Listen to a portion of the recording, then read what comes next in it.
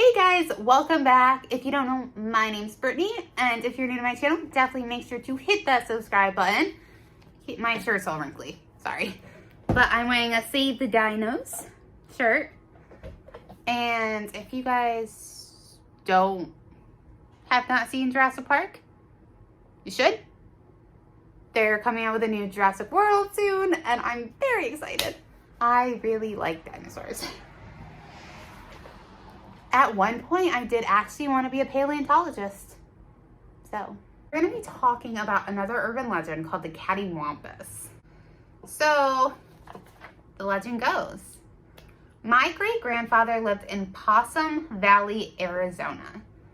And he used to tell us about the Cattywampus, or wampus cat that lives in the woods here. The Cattywampus is a big, six-legged mountain panther, 6 legs, that roams the woods looking for meals to bring back to her cubs. So I'm curious if that, it kind of sounds like it was a genetic mutation.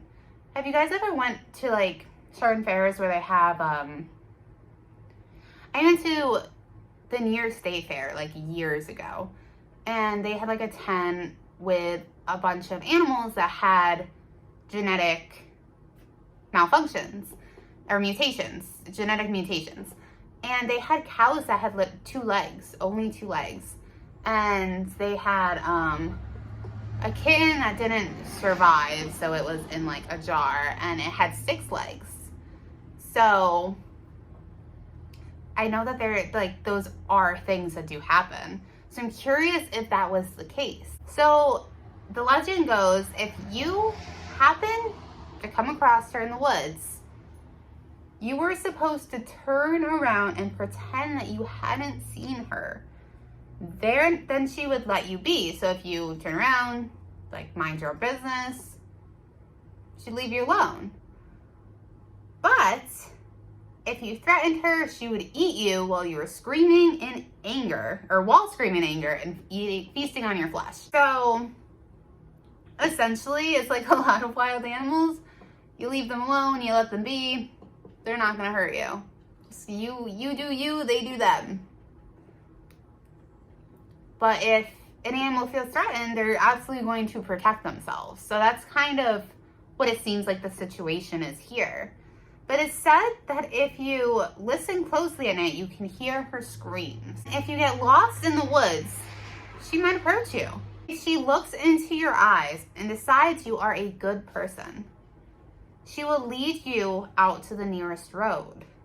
If you are not worthy or intend to harm the forest, she will lead you into a twisting labyrinth and make sure you get hopelessly lost. The path will disappear and you will never find your way out. So it's almost like she's a guardian of the forest, which is actually pretty cool. So the second one that we're going to be talking about today is called the Milltown Abductions. Now, the town of Ellicott Mills was terrorized in the year 1819. Hundreds of kids had vanished with absolutely no trace.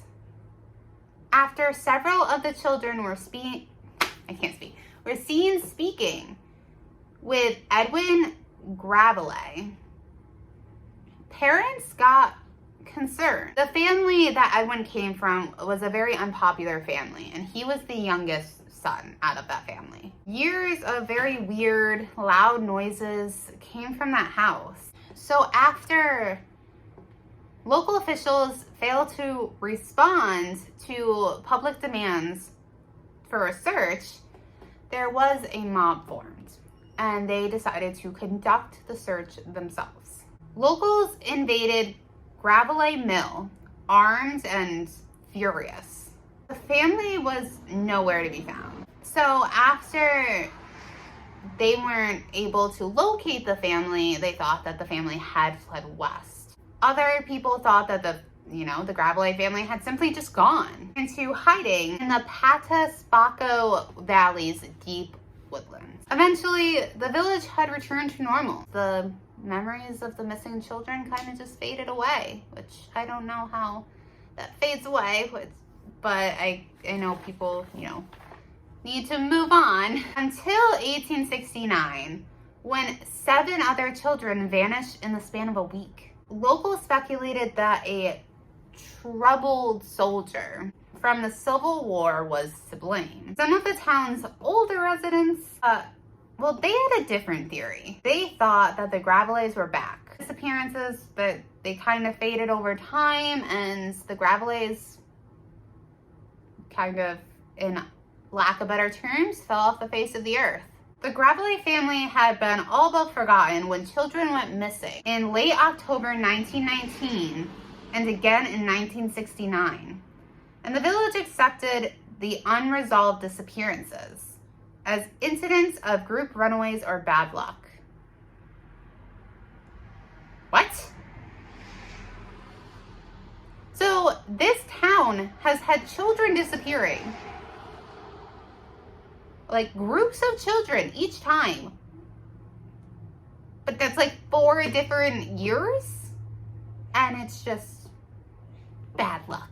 Signs of the Gravelly family had begun to appear in the woods 200 years after the first abductions. Hikers have observed the Gravelly family emblem near trails and mill ruins in Papasco State Park. And a collection of graves with the mark were discovered in a thicket off of Church Road.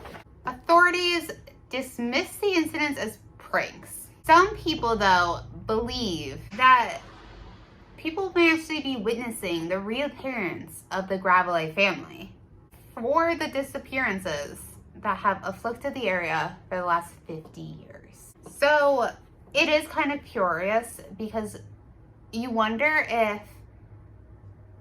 the family was actually, who did it. Or if the family fled simply because of not being liked and, for everybody looking at them like they had done it. Because that, if you didn't do that and you were getting a lot of that, that would be hard.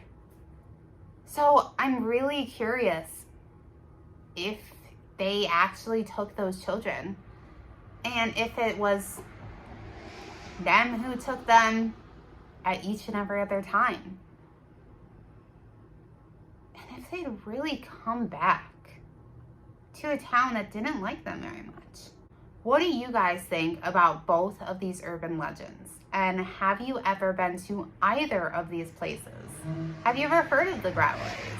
Have you ever seen the Cattywampus? I think that every urban legend has a slight bit of truth to it. And I think that different urban legends, the amount of truth definitely varies. And it's like a game of telephone where the more people that talk about it, the more the story gets warped and all of that. But it is very interesting. And, I feel very connected to any case that is about missing children, especially with Sebastian. And growing up, my biggest fear is getting kidnapped. So, from the time before I was even in elementary school, that was my biggest fear. So I always feel really drawn to these cases, and I wish that I could find the answers to these. But let me know what you guys think about this in the comments down below. And until next time, I love you guys, and I hope that you have an amazing rest of your day. Bye!